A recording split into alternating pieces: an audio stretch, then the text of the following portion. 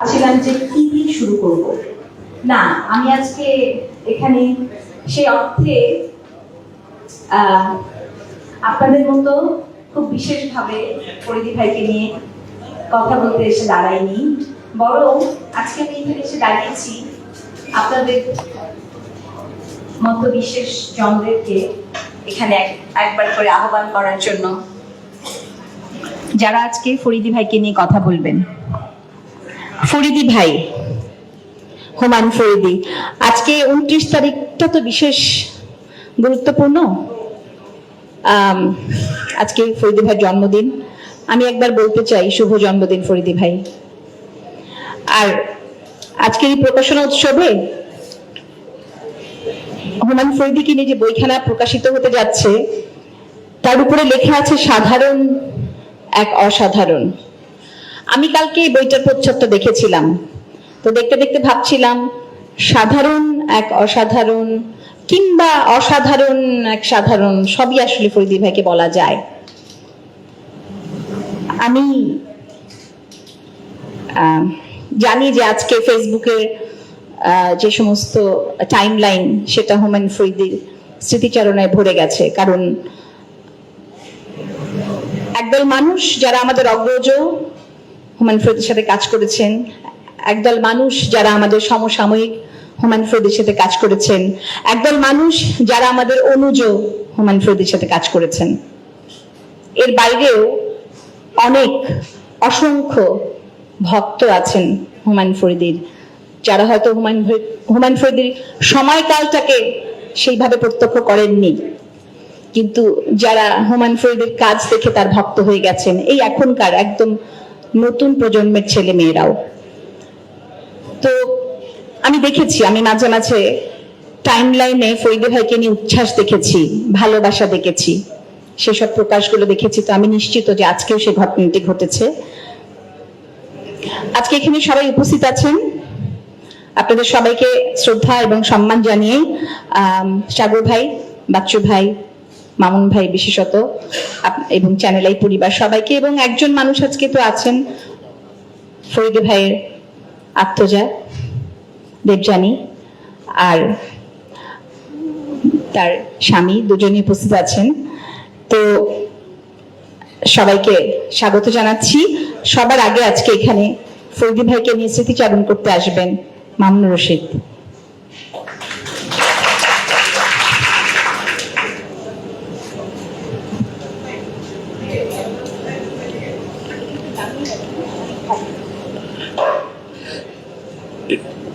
নামটা কি দিয়েছে জানি না, সাধারণ এক অসাধারণ, একেবারে যথার্থ নাম।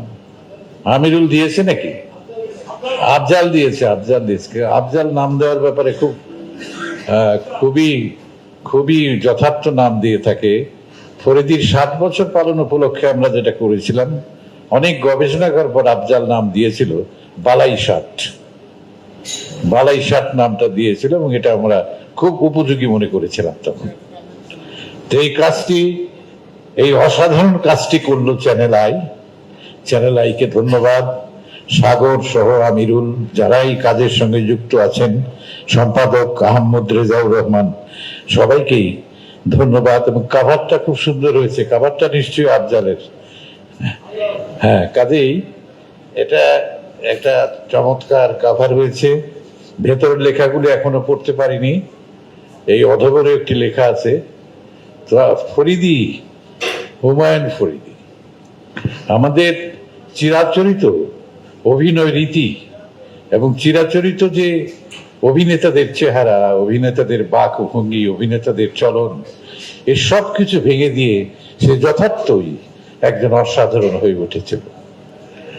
আমার সঙ্গে যখন ফরিদীর প্রথম দেখা হয়, তখন সে জাহাঙ্গীরনগর বিশ্ববিদ্যালয়ের ছাত্র। আমার সাথে প্রথম দেখাতে এসে জিজ্ঞেস করলো, জীবন সম্পর্কে আপনার ধারণা কি? আমি থতমত খেয়ে গেলাম। জীবন সম্পর্কে ধারণা হঠাৎ করে 1 মিনিটের মধ্যে বলাও তো মুশকিল। এই জীবন সম্পর্কে ধারণাটি হুমায়ুন ফরিদী সারা জীবন খুঁজেছে, এবং সারা জীবন যারা খোঁজে তারাই কিন্তু যথার্থ শিল্পী হতে পারে। এবং এই শিল্প জীবন তাদের কত কষ্ট দেয়, বেদনা দেয়, নির্যাতন করে, আবার দর্শকের ভালোবাসায় তাদেরকে ভরিয়ে দেয়। তো এইটা আমাদের এই বাংলাদেশে অভিনয় ভাবনার দিক থেকে ফরিদির যে অবদান সেটা সত্যি অতুলনীয়। আমাদের সুযোগ হয়েছে, আমাদের নাটকে ফরিদি অভিনয় করেছে, একসঙ্গে অভিনয় করেছি, এবং ফরিদির সঙ্গে এটাও আছে যে আমার লেখা একটি নাটক ফরিদি পরিচালনা করেছিল, আমি এবং সুবর্ণা এবং ফরিদি তিনজনে অভিনয় করেছিলাম। কিন্তু সেই নাটকটা একেবারে এক্সপোর্ট কোয়ালিটি থেকে গেল, শুধু অস্ট্রেলিয়া অভিনয় করেছিলাম, বাংলাদেশে সেটিকার অভিনয় সম্ভব হয়নি। তো হুমায়ুন ফরিদির জীবন সম্পর্কে, তার স্মৃতি নিয়ে আজকে অনেকেই অনেক কথা বলবেন, এবং যে বইটি তার জন্যে প্রকাশিত হলো, এই বইয়ের মধ্যেও আমাদের তার সম্পর্কে আমাদের চিন্তা ভাবনা এগুলো থেকে যাবে। এই বছর 29শে ফেব্রুয়ারি আমার জন্মদিন ছিল, সেদিনও চ্যানেল আই আমাকে নিয়ে একটি বই প্রকাশ করেছে। সে বইটির মধ্যে যা থাকে, একটা মানুষের অন্তত সারা জীবনের কিছু কথা থাকে। ফরিদির এই বইয়ে, সাধারণ এক অসাধারণ বইয়ে, সেই তার জীবনের কথা আমরা পড়ব, জানব। ভবিষ্যৎ প্রজন্মের কাছে এই বইটি একটু অমূল্য সম্পদ হিসেবে বিবেচিত হবে, এটা আমি বিশ্বাস করি। এবং এই বইয়ের মধ্য দিয়ে কিন্তু চ্যানেল আই একটা, যে আমাদের দেশে, তোমরা জেনে রাখো যে আমাদের দেশে একজন অনেক বড় অভিনেতা এসেছিল, সে অভিনয় শিল্পের প্রাচুর্য আমাদেরকে ভাসিয়ে দিয়েছিল। তো আমরা আশা করি ফরিদি দীর্ঘজীবী হোক, দীর্ঘ জীবন পাক, এই প্রত্যাশা করে আমার বক্তব্য শেষ করছি। আবার কথা বলতে দাঁড়িয়েছি যে মানুষটাকে আমরা সবাই ভালোবাসি, যে মানুষটাকে মঞ্চে বা টেলিভিশন পর্দায় দেখলে আমরা নড়ে চড়ে বসতাম সবাই, এবং এক ধরনের জাদু বিস্তার করতে পারতো ফরিদি। এটা হচ্ছে সবচেয়ে বড় কথা, একজন অভিনেতা হিসাবে এটা করতে পারাটা বিরাট ব্যাপার। আমরা বলি ম্যাগনেটিক পার্সোনালিটি। মঞ্চে দাঁড়িয়ে আপনার 300 দর্শক মহিলা সমিতিতে বা 400 দর্শক, ফরিদি যে কোনো একজনের দিকে তাকিয়েছে, কিন্তু প্রতিটি দর্শক মনে করছে যে ফরিদি তার উদ্দেশ্যে সংলাপটি বলছে। এটা যে কিভাবে সম্ভব সেটা ফরিদি একমাত্র বলতে পারত। আমি যেই হুমায়ুন ফরিদিকে প্রথম দেখি সেটা 1976 সাল, সম্ভবত সেপ্টেম্বর মাস, বা আরেকটু পরে ডিসেম্বরও হতে পারে। জাহাঙ্গীরনগর বিশ্ববিদ্যালয়ের নাট্য উৎসব হচ্ছে, আন্তঃহল নাট্য প্রতিযোগিতা। তাহলে আপনারা ফরিদিকে দেখতে পাবেন যে ফরিদি কি করে উঠে আসলো, একজন ছাত্র থেকে কি করে একজন আন্তর্জাতিক মানের একজন অভিনেতা হয়ে উঠলো। তো আমি নাটক দেখছি পরপর 7 দিনে 7টি নাটক ছাত্রদের, বিভিন্ন হলের। তো সেলিম আল দিন তখন ওখানে বাংলা বিভাগে অধ্যাপনা করে, প্রভাষক। তো ফরিদির নাটকের নামটা ছিল আত্মস্থ আগুনে হিরণময় নারী নাকি, আমি ওই নামটি ভুলে গেছি। তারপরে আমি নাটকটি দেখার পরে, খোলা মাঠে কিন্তু নাটকটি, সবার নাটকটাই হচ্ছে, আমার খুব ভালো লাগলো যে এই ছেলেটিকে, এবং অভিনয়টাও ভালো করছে, এবং আমরা সবাই আকৃষ্ট হয়েছি তার অভিনয়ে, এবং নির্দেশনা তো বটেই। তো যাই হোক, নাটকের শেষে বাউটাও করে আমরা যেখানে বসে আছি ওখানে আসলো। তো আমি কথা জিজ্ঞেস করলাম যে তুমি কি কিসে পড়ো? তো বললো যে আমি ইকোনমিক্সে পড়ি। তো আনলাম যে পাশ করে কি করবে? বললো যে জানি না, ঠিক করিনি। আর তখন সেলিম আল দিন বললো যে ও অভিনয় করতে চায়। আনলাম আচ্ছা। আমি তখন জিজ্ঞেস করলাম তুমি অভিনয় করবে? বলে হ্যাঁ করবো। মঞ্চে করবে? বললো যে ঢাকা থিয়েটারে, মানে আমাদের দল দিয়ে। আমরা যে হ্যাঁ। বলে আমি আসবো। তখন বলি, তারপর আমি বললাম যে আচ্ছা ঠিক আছে, তোমার পরীক্ষার ব্যাপার বলো। তখন বললো যে পরীক্ষা আছে, পরীক্ষার পরে এসে দেখা করবে। তো পরীক্ষা শেষ করে সে আসলো একদিন, পরীক্ষার আগেই একদিন এসে স্ক্রিপ্টটা নিয়ে গেল শকুন্তলা নাটকের। আপনারা যারা দেখেছেন শকুন্তলা নাটক তাদের মনে থাকার কথা, অর্ক চরিত্রে একটা অসাধারণ অভিনয় করেছিল হুমায়ুন ফরিদী, এবং তার কস্টিউমটাও অসাধারণ একটি কস্টিউম ছিল, বেগুনি রঙের, এবং দুটা ডানা ছিল এবং তার মধ্যে মাকড়সার জাল দেয়া ছিল। এটি শিমুলের ডিজাইন ছিল, শিমুল ইউসুফ, যা হোক তখন শিমুল বিল্লাহ, তখন দুঃখিত ইউসুফ না। তো তারপরে ফরিদী আসলো এবং ফরিদী আমার থেকে শুনে গেল, একটু পাঠটা চলে গেল, পরীক্ষার শেষে আসলো। আমি তো একটা মোটামুটি প্রস্তুত একজন মানুষ। ফরিদীর কিন্তু হাঁপানি ছিল, অ্যাজমা ছিল। অ্যাজমা থাকাতে ফরিদী ছোট ছোট দমে কিন্তু সংলাপগুলো বলতো, সেটা ধরা খুব কঠিন, কিন্তু ভীষণ কঠিন। এবং এই দম ব্যবহারের, আমরা বলি না দম চুরি করতে হয়, অনেক দীর্ঘ সংলাপ থাকলে সাধারণ অভিনেতাদের বলি যে তোমরা দমটা এসব জায়গায় চুরি করবে যেন মনে না হয় যে তুমি এখানে দম নিয়েছো। ফরিদীর এই জিনিসটা খুবই জন্মগতভাবে প্র্যাকটিস করা ছিল। যা হোক, তো ফরিদীর একটা দৃশ্য আছে যেখানে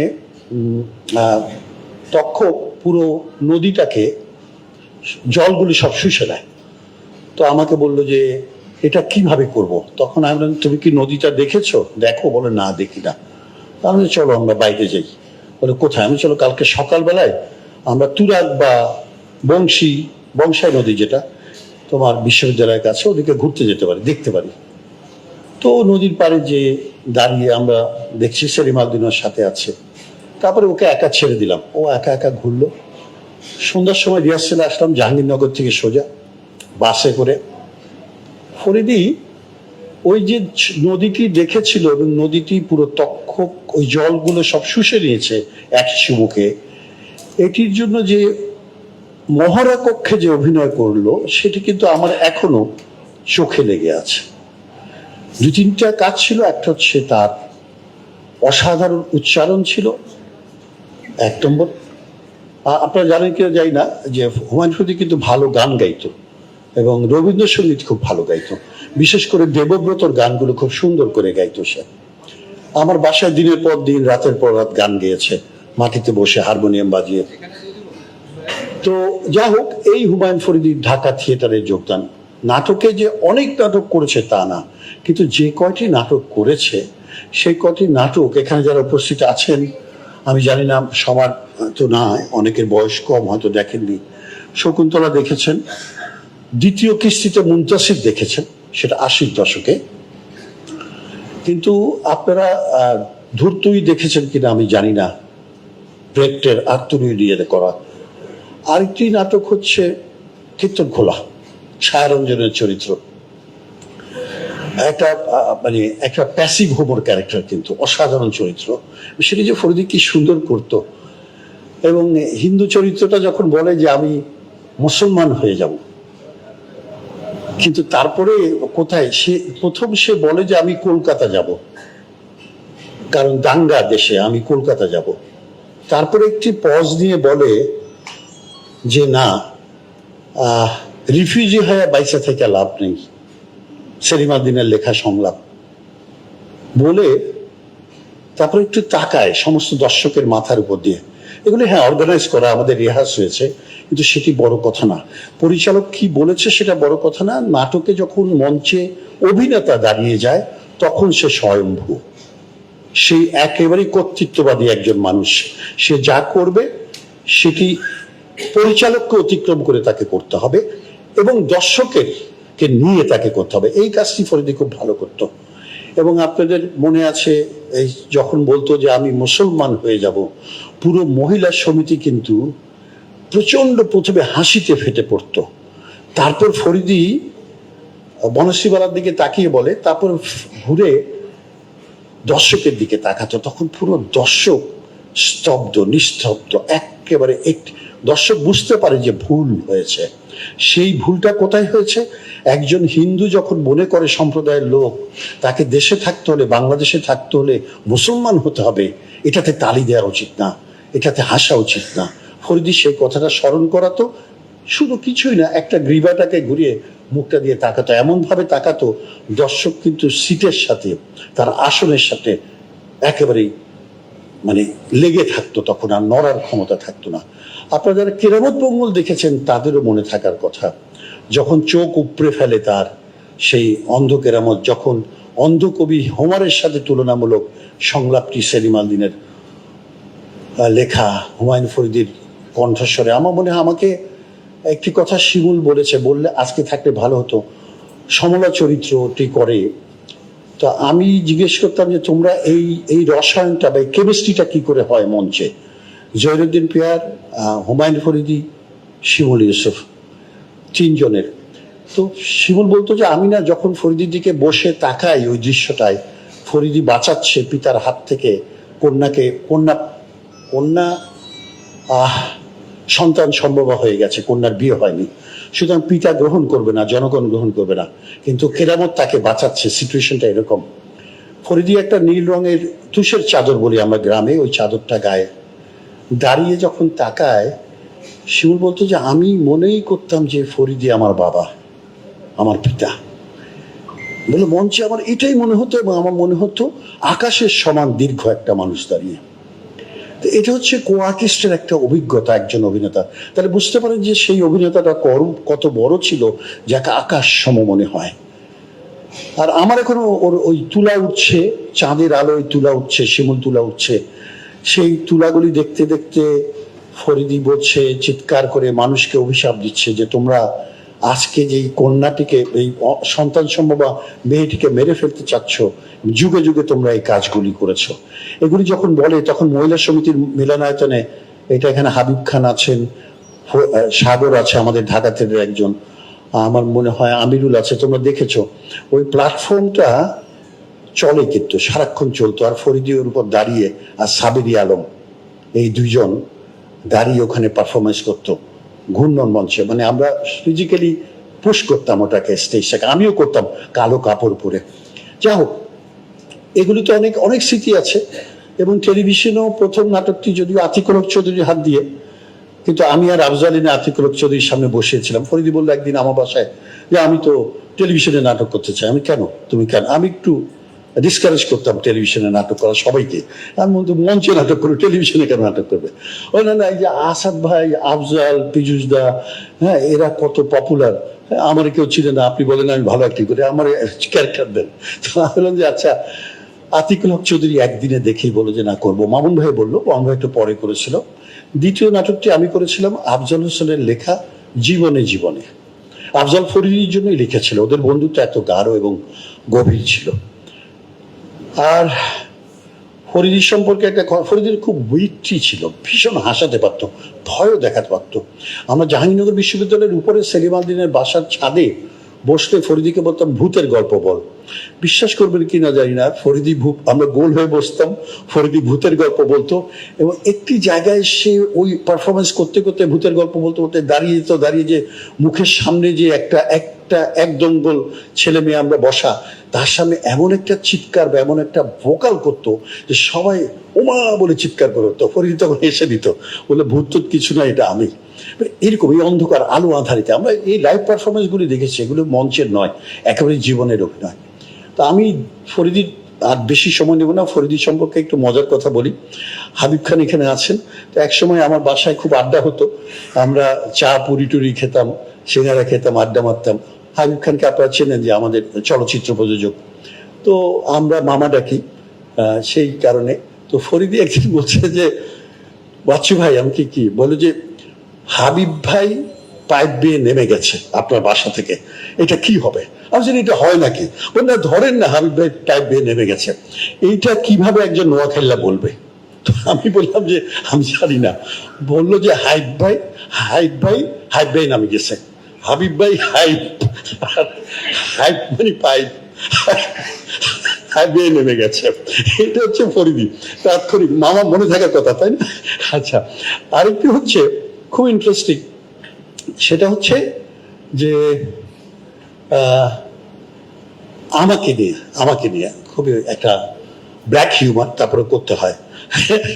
সেটা হচ্ছে যে আমাদের পাড়া পল্টনে, আপনারা জানেন পল্টনে 3 জন বাচ্চু, ঠিক আছে? একজন হচ্ছে সাদা বাচ্চু হচ্ছে আপনার এই যে আমাদের বিখ্যাত সাংবাদিক ছিল বিবিসির, মারা গেছেন, খুব নাম করা আতর সামাদ। আতর সামাদের ছোট ভাই বাচ্চু, আমার 1 বছরের সিনিয়র, সাদা বাচ্চু। আমি যেহেতু যুদ্ধ করেছি, কমান্ডার ছিলাম, তো আমার নাম কমান্ডার বাচ্চু। আরেকজন ছিল আমাদের একজন আর্মি চিফ ছিলেন, নামটা ভুলে যাই আজকাল বয়সের কারণে, তার নাম কালা বাচ্চু। তো ফরিদিকে আমি বললাম, বুঝছিস, একজন সাদা বাচ্চু, একজন কমান্ডার বাচ্চু, একজন কালা বাচ্চু। ফরিদি অনেকক্ষণ আমার মুখের দিকে তাকিয়ে থেকে বললো, আমার না আপনার ওই কালা বাচ্চুর সাথে একটু দেখা করতে হবে। তো আমি, শিমুল, সুবর্ণা, আমরা সবাই, আসাদ, আফজাল, পীযূষ, সবাই, কেন তোর ওর সাথে দেখা করতে, কি জন্যে? বলে না, বাচ্চু ভাইয়ের সাথে চাইতে কালো কোনো লোক বাংলাদেশে আছে, এটা আমাকে দেখতে হবে। এটা হচ্ছে হুমায়ুন ফরিদি।